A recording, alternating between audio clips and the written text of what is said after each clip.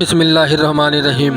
دوستو، آج کے واقعہ میں ہم آپ کو بتائیں گے جب حضرت اجرائیل علیہ السلام حضرت موسیٰ علیہ السلام کی روح قبض کرنے کے لیے آئے تو حضرت موسیٰ علیہ السلام نے اجرائیل علیہ السلام کو تھپڑ کیوں مارا۔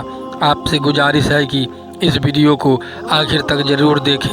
دوستو، اللہ تبارک و تعالی جب موسیٰ علیہ السلام کے موت کا ارادہ فرمایا، یعنی کہ جب اللہ نے چاہا کہ موسیٰ علیہ السلام کو موت دینی ہے، تو اس وقت اللہ تبارک و تعالی نے اپنے موت کے فرشتے کو حضرت موسیٰ علیہ السلام کے پاس بھیجا، یعنی کہ ملک الموت کو یہ حکم دیا کہ وہ حضرت موسیٰ علیہ السلام کے پاس جائے اور ان کی روح قبض کر کے لے آئے۔ دوستو، جب نبیوں کو موت آتی ہے تو اس وقت موت کا فرشتہ ان کے بارگاہ میں بڑے ہی ادب کے ساتھ پیش آتا ہے۔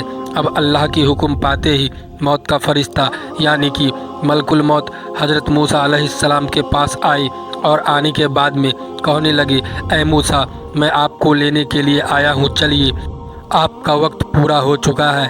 یہ سن کر حضرت موسیٰ علیہ السلام نے فرمایا کہ کیا کہہ رہے ہو، کہاں پر چلنا ہے؟ تو حضرت اجرائیل علیہ السلام کہنے لگے کہ میں موت کا فرشتہ ہوں اور آپ کو لینے کے لیے آیا ہوں۔ یہ سن کر حضرت موسیٰ علیہ السلام نے فرمایا کہ اچھا، تو تم مجھے مارنے کے لیے آئے ہو، تم مجھے موت دینے کے لیے آئے ہو۔ اتنا سنتے ہی وہ موت کا فرشتہ کہنے لگا، ہاں، میں آپ کو مارنے کے لیے آیا ہوں، میں آپ کی روح قبض کرنے کے لیے آیا ہوں۔ بس اتنا سننا تھا کہ حضرت موسیٰ علیہ السلام ناراض ہو گئے اور آپ نے موت کے فرشتے کو یعنی کہ ملک الموت کو ایک زوردار تھپڑ جڑ دیا، اور تھپڑ اتنا زور کا تھا کہ وہ سیدھا ملک الموت کے چہرے پر جا کر لگا، جس سے حضرت اجرائیل علیہ السلام کی ایک آنکھ باہر آ گئی۔ دوستو، یہ اللہ والوں کی شان ہے، یہ نبیوں کا مرتبہ ہے کہ انہوں نے موت کے فرشتے کو بھی تماچا لگا دیا اور تماچا مار کر کہنے لگے کہ آپ میں اتنی ہمت ہے کہ آپ مجھ کو مارو گے۔ اور دوستو، ہمارے لیے تماچا لگانے کی تو دور کی بات ہے، اگر کوئی ملک الموت کا نام بھی بے ادبی سے لے لے تو اس کے روح کانپ جائے، لیکن یہ تو اللہ کے نبیوں کی شان ہے کہ انہوں نے موت کے فرشتے کو بھی تھپڑ مار دیا۔ اب دوستو، حضرت موسیٰ علیہ السلام نے جیسے ہی موت کے فرشتے کو تھپڑ مارا تو وہ تھپڑ اتنا زوردار تھا کہ اس سے ملک الموت کی ایک آنکھ باہر نکل آئی۔ پھر موت کا وہ فرشتہ اپنی ایک آنکھ ہاتھ میں لے کر اللہ کی بارگاہ میں پہنچا اور عرض کرنے لگا، یا اللہ، آپ نے مجھے ایک ایسے شخص کی روح قبض کرنے کے لیے بھیج دیا جو مرنا ہی نہیں چاہتا ہے، اور اس نے تو مجھے ایک زوردار تھپڑ بھی مار دیا ہے۔ یہ سن کر اللہ کی رحمت نے گویا کہ مسکرایا اور پھر ارشاد ہوا کہ اے اجرائیل، جب تم ان کی بارگاہ میں گیا تو ان سے جا کر کیا کہا تھا؟ حضرت اجرائیل علیہ السلام کہنے لگے، یا اللہ، میں نے کہا کہ چلیے، میں آپ کو لینے کے لیے آیا ہوں۔ بس اسی بات پر وہ ناراض ہو گئے اور انہوں نے مجھے ایک تھپڑ مار دیا۔ تو یہ سن کر اللہ نے ارشاد فرمایا، اے اجرائیل، اب اگر ان کی بارگاہ میں جاؤ تو ادب کے ساتھ میں جانا۔ دوستو، یہاں پر آپ غور کریں کہ اللہ اپنے موت کے فرشتے کو بھی نبی کے دربار میں ادب سکھا رہا ہے، یعنی کہ جب اللہ کو یہ پسند ہے کہ جب میرے محبوب کے دربار میں جاؤ تو ادب کے ساتھ میں جاؤ، تو پھر ہمارے یہاں ایسے کون سے بے ادب لوگ پیدا ہو گئے ہیں جو یہ کہتے ہیں کہ نبیوں کی تو کوئی شان ہی نہیں ہے اور نبیوں کا تو کوئی مقام ہی نہیں ہے۔ جو لوگ نبیوں کو اپنے جیسا مانتے ہیں ان کو یہ سوچنا چاہیے کہ کیا وہ اللہ کے موت کے فرشتے کو تھپڑ مار سکتا ہے؟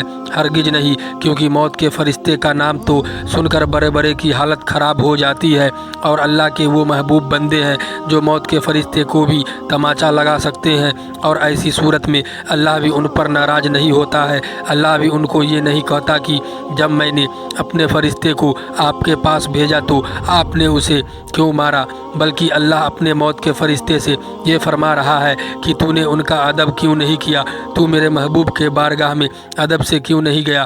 اب اگر جائے تو ان کی بارگاہ میں ادب کے ساتھ جانا۔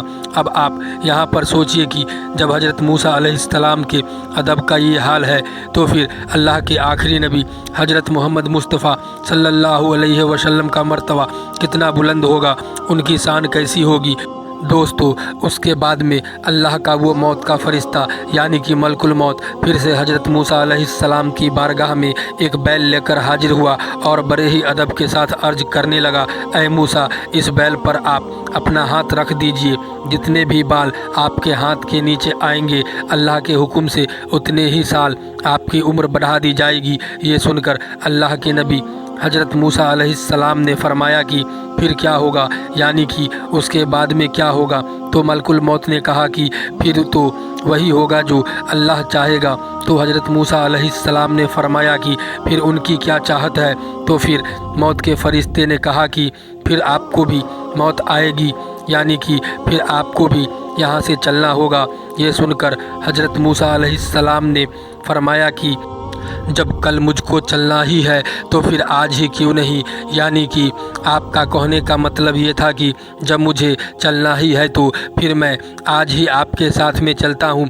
लेकिन आप अल्लाह से ज़रा ये कहे कि अल्लाह मुझे थोड़ी देर की मोहलत दे। अब आपको ये भी मालूम होगा कि अल्लाह तबारक व ताला किसी को मोहलत नहीं देता है। जब किसी की मौत का वक्त करीब आ जाता है तो फिर अल्लाह किसी को एक सेकंड की भी मोहलत नहीं देता है, मगर ये अल्लाह के महबूब बंदों की शान है जो अल्लाह से थोड़ी देर की मोहलत के लिए अर्ज कर रहे हैं। यानी कि हज़रत मूसा अलैहिस्सलाम ने मौत के फरिश्ते से कहा कि आप अल्लाह से कहें कि वो कुछ थोड़ी देर के लिए मोहलत दे ताकि मैं अपने बेटों से मिल सकूं। दोस्तों हज़रत मूसा अलैहिस्सलाम का जो सबसे छोटा बेटा था वो बहुत छोटा था, उसको फिर आपने अपने गले से लगाया और रोने लगे। फिर गले लगाते फिर रोने लगते, क्योंकि आपको मालूम है कि एक बाप का दिल होता ही ऐसा है, उसको अपनी औलाद की बहुत फिक्र होती है। ये देखकर अल्लाह ने फरमाया कि ऐ मूसा, आज अपने रब से मिलने में इतनी ताख़ीर कैसे? इससे पहले जब मैं आपको कोई दूर की पहाड़ी पर बुलाता था तो आप दौड़े दौड़े चले आते थे। इससे पहले जब मैं आपको कोई दूर की पहाड़ी पर बातें करने बुलाता था तो आप भागे भागे चले आते थे। ऐ मूसा, आज तो मैं अपना दीदार करने के लिए बुला रहा हूँ, फिर आज इतनी ताख़ीर क्यों है? क्या तुमको अपने रब से मिलने की ख्वाहिश नहीं है? ये सुनकर हज़रत मूसा अलैहिस्सलाम ने फरमाया, या अल्लाह, मुझको आपसे मिलने की खुशी ज़रूर हो रही है, मगर साथ में मुझे मेरे इस छोटे बेटे की फ़िक्र भी हो रही है। आज मेरे इस छोटे बेटे की मोहब्बत ने मेरे पैरों में जंजीर डाल दी है। मैं ये सोच रहा हूँ कि मेरे जाने के बाद में मेरे इस छोटे बेटे का क्या होगा। मेरा ये बच्चा यतीम हो जाएगा। मेरा ये सबसे छोटा बेटा है, मेरे जाने के बाद में इसका क्या हाल होगा, इसकी रोजी रोटी का क्या होगा, इसके खाने पीने का क्या होगा। बस इतना सुनते ही अल्लाह ताला ने इरशाद फरमाया, ऐ मूसा, अब तक तो तू ताख़ीर कर रहा था अपने इस बेटे की वजह से, अब ज़रा हम ताख़ीर करा देते हैं और तुझे ये बता देते हैं कि तुम्हारे इस बेटे का क्या होगा। फिर अल्लाह तबारक व ताला ने इरशाद फरमाया, ऐ मूसा, अपने सामने जो तुम ये दरिया देख रहे हो उस पर अपना आसा मारो। हुक्म इलाही पाते ही हज़रत मूसा अलैहिस्सलाम दरिया पर अपना आसा मारा। आसा मारते ही दरिया फट गया और जैसे ही दरिया फटा तो दरिया की तह में एक छोटा सा पत्थर पड़ा हुआ था। अल्लाह ने फिर फरमाया, ऐ मूसा, अब इस पत्थर पर भी ज़रा अपना आसा मारो। हज़रत मूसा अलैहिस्सलाम ने फिर उस पत्थर पर भी अपना आसा मार दिया। आसा मारते ही उस पत्थर का दो टुकड़ा हो गया। हज़रत मूसा ने देखा कि उस पत्थर के अंदर एक छोटा सा कीड़ा बैठा हुआ है और उस कीड़े के मुंह में एक हरे रंग का पत्ता है और वो कीड़ा उस पत्ते को खा रहा है।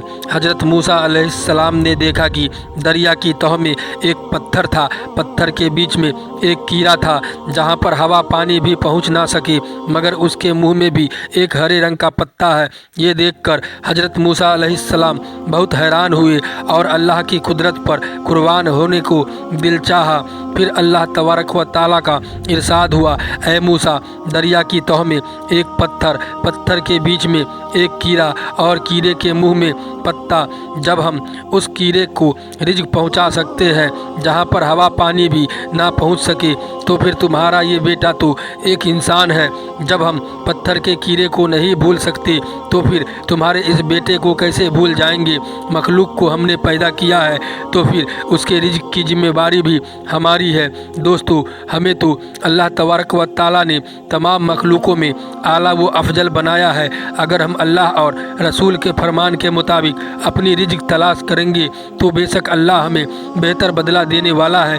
دوستو، امید کرتا ہوں یہ واقعہ آپ کو پسند آیا ہوگا۔ ویڈیو کو لائک کر کے چینل کو سبسکرائب کر دیں۔ خدا حافظ۔